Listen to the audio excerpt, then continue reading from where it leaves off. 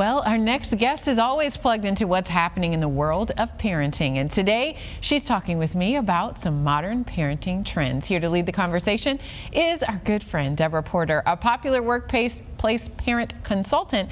And it's always nice to be with you. It's great to be here. I haven't seen you in a while. How are you? The last time we saw each other was outside of the studio, and here we are today. And I always feel like I'm a better parent after I've spoken with you. So I'm excited about today's conversation because we're thinking about not only today, but tomorrow, and what today looks like may be different than it looked like in the past. So we're talking about modern parenting trends, and you have several to share with us. I do. And, you know, as they say, there's nothing new under the sun, but things are starting to take a different look and a bit of a different bent to them. So when we talk about one of the parenting trends right now is global citizenship. Parents are wanting to raise their children to not just be aware of other cultures and respectful, but to actually experience them. So we've got parents that are now homeschooling, and they're taking that to a whole nother level.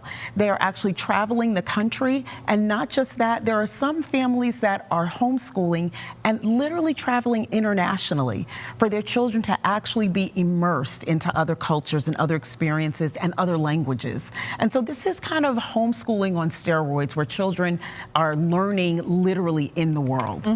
And you know, it's an interesting perspective because the world has changed. What's happening in the world, it's important to expose your children, but also to protect them as well. But exposure is a word that comes to mind all the time when I think about parenthood and what sets your child apart. So for those children who maybe are not homeschooled, but have parents who are still wanting to focus on global citizenship, what type of advice do you have for them? I think what we need to do is think about what's in our own backyard, right? We are here in Richmond, in the capital of the state, but we're also not that far from the capital of our nation. And so there are a host of museums available, and they're all free because your tax dollars are paying for them. So I think we need to just think about what's within a decent driving range. What can we get to? What can I pack up the car, pack up some sandwiches, and take my kids to see, to be able to take them outside of their comfort zone a little bit, but it's right in their backyard and you can experience it very close to home. That's a great point. I've spent some time in DC. It's an easy drive, a little bit easier and less expensive than taking a flight, maybe, especially an international one,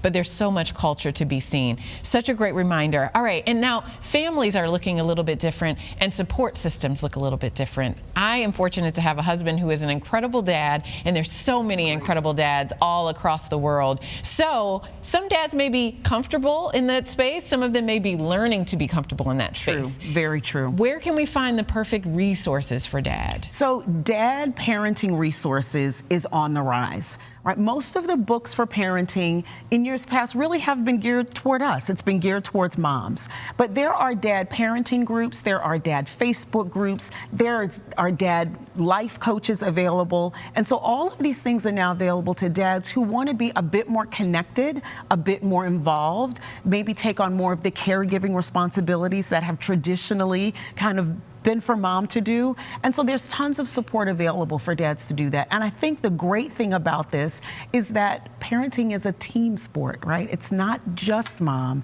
This really is something that both of us need to have a hands-on, to contribute in that way too. We did an interview once upon a time about the primary parent and how that looks different for every family. And so I think about this in this moment as well, when we think about preparing dad so that it's not necessarily always the same primary parent. There could be reasons and seasons for that. All right, so lots of parents are also working outside of the home. Right. And there are programs that you've reminded us of that are available as we think about the wellness of the parent and all that we have to do in a given day. What I love about this, parenting wellness programs are inside your organizations and businesses now.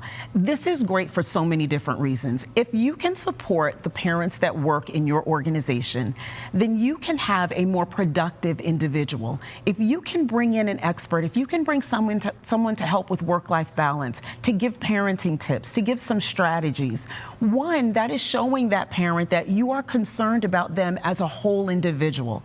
It's not just about what they can produce for you, but you're concerned about who they are and what impacts them outside of work as well. And so this is taking off. It's not new. Employee resource groups, as they're called, it's not a new thing. But since COVID, COVID, you know, we're all on these Zoom calls and seeing these little half-dressed kids running back and forth. It's really increased to be able to figure out how do we support working parents and caregivers in that space, but also do it while they're here at work. Yes, yes, absolutely. Such great reminders, and we're already out of time, but I could talk to you all day. You have resources available online. Tell us a bit more. Yes, so I would love for you to follow me on Instagram, Deborah Porter, Ultimate Mom Coach, as well as on my website. And don't neglect artificial intelligence. AI is really supporting parents now. There are many different ways that we can do that as well. Okay, we've got to come back and talk about that for sure, because I'm intrigued and haven't jumped in just yet. Thank you always. Thank you. For more information on this topic or the services that Deborah Porter provides, be sure to look for a link on our show website by early this afternoon at virginiathismorning.com.